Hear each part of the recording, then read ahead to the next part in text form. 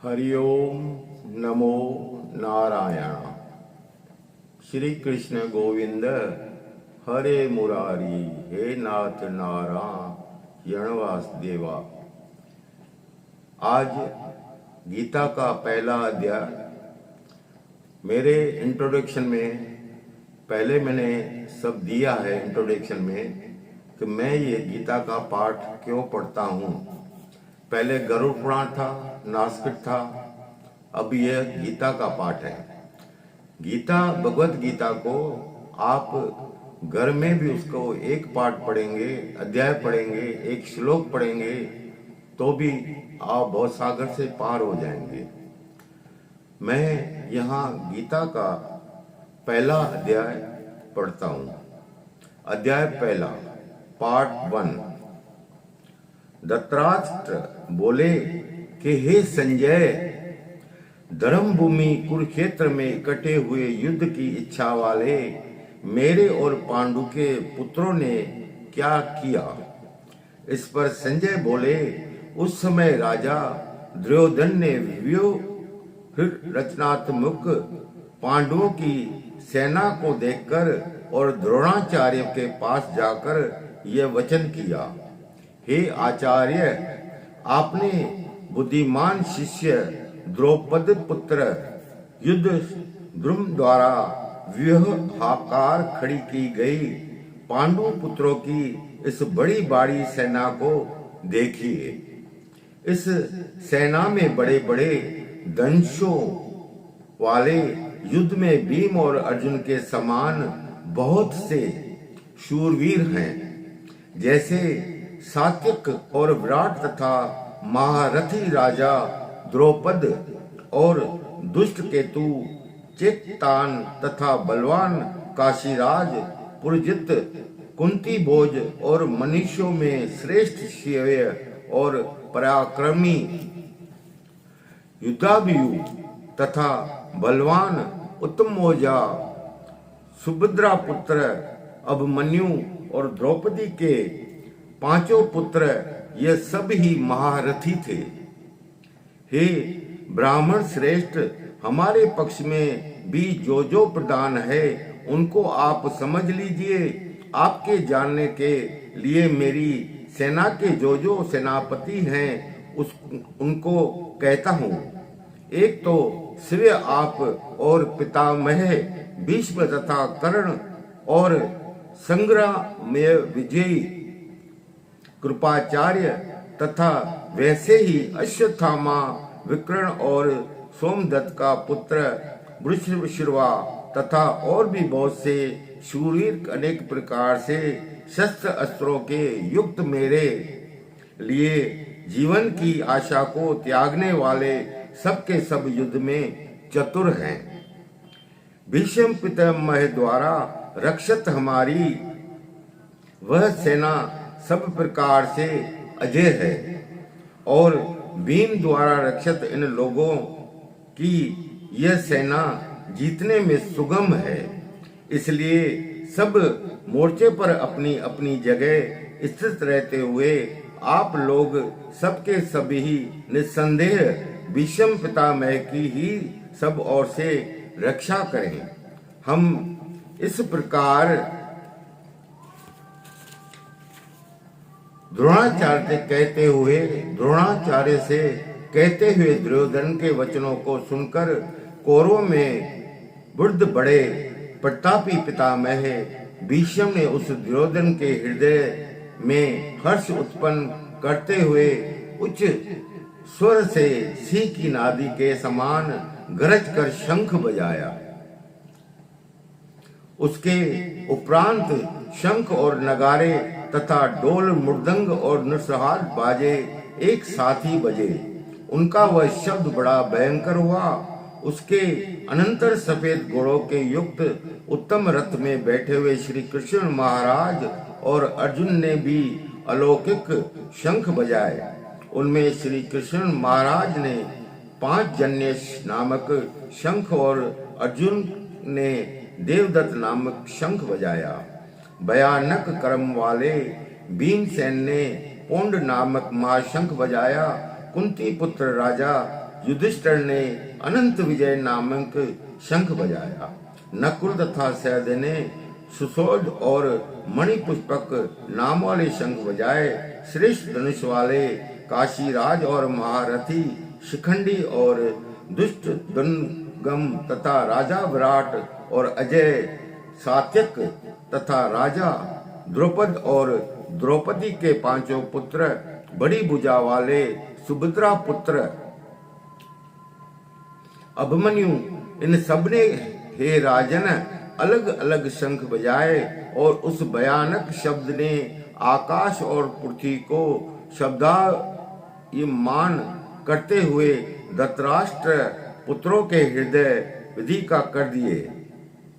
हे राजन, उसके उपरांत कपध्वज अर्जुन ने खड़े हुए धृतराष्ट्र पुत्रों को देखकर उस शस्त्र चलने की तैयारी के समय धनुष उठाकर ऋषिकेश श्री कृष्ण महाराज से ये वचन कहा, हे अच्युत, मेरे रथ को दोनों सेनाओं के बीच में खड़ा करिए, जब तक मैं इन स्तर हुए युद्ध की कामना वालों को अच्छी प्रकार देख लूं कि इस युद्ध रूप व्यापार में मुझे किन किन के साथ युद्ध करना योग्य है। दुर्बुद्ध दुर्योधन का युद्ध में कल्याण चाहने वाले जो ये राजा लोग इन सेनाओं से आए हैं, इस सेना से आए हैं, उन युद्ध करने वालों को मैं देखूंगा।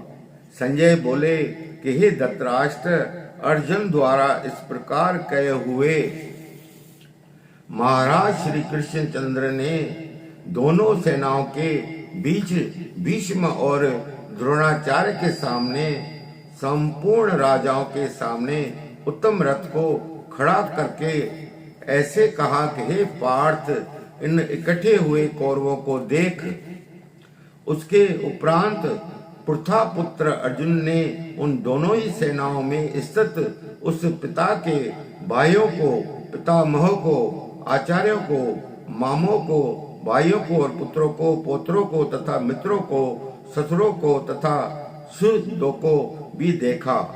इस प्रकार उन खड़े हुए संपूर्ण बंधुओं को देखकर अत्यंत करुणा से युक्त हुए कुंती पुत्र अर्जुन शोक करते हुए ये बोले, हे कृष्ण, इस युद्ध की इच्छा वाले खड़े हुए स्वजन समुदाय को देखकर मेरे अग्निस्थल स्थल हुए हैं और मुख भी सूखा जाता है और मेरे शरीर में कंप तथा रोमांच होता है तथा हाथ से गांडीय दंश गिरता है और त्वचा भी बहुत जलती है तथा मेरा मन भ्रमित सा हो रहा है, इसलिए मैं खड़ा रहने को भी समर्थ नहीं हूँ।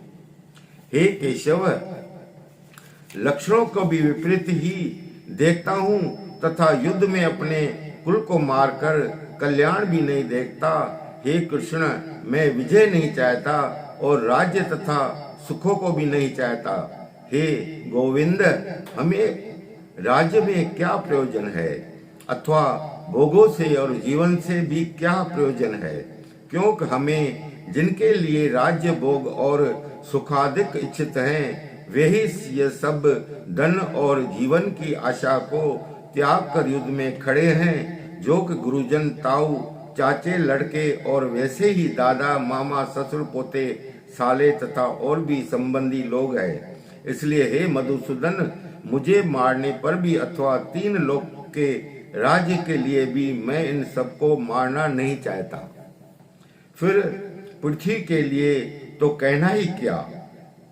जनार्दन, धृतराष्ट्र के पुत्रों को मारकर भी हमें क्या प्रसन्नता होगी। इन आतताइयों को मारकर तो हमें पाप ही लगेगा। इससे माधव अपने बांधव धृतराष्ट्र पुत्रों को मारने के लिए हम योग्य नहीं हैं, क्योंकि अपने कुटुंब को मारकर हम कैसे सुखी होंगे। यद्यपि लोभ से भ्रष्ट चित्त हुए ये लोग कुल के नाशकृत दोष को मित्रों के साथ विरोध करने में पाप को नहीं देखते हैं, परंतु हे जनार्दन, कुल के नाश करने से होते हुए और दोष को जानने वाले हम लोगों को इस पाप से हटने के लिए क्यों नहीं विचार करना चाहिए? क्योंकि कुल के नाश होने से सनातन कुल धर्म नष्ट हो जाते हैं।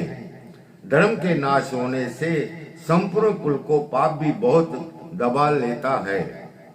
तथा हे कृष्ण, पाप के अधिक बढ़ जाने से कुल की स्त्रियां दूषित हो जाती है और हे वैष्णवीय स्त्रियों के दूषित होने पर वर्ण संकर उत्पन्न होता है और वह वर्ण संकर कुल गातियों को और कुल को नरक में जाने के लिए भी होता है। लोप हुई पिंड और जल की क्रिया वाले इनके पितृ लोग भी गिर जाते हैं। इन वर्ण संकराकारक दोषों से कुल गातियों के सनातन कुल धर्म और जात धर्म नष्ट हो जाते हैं।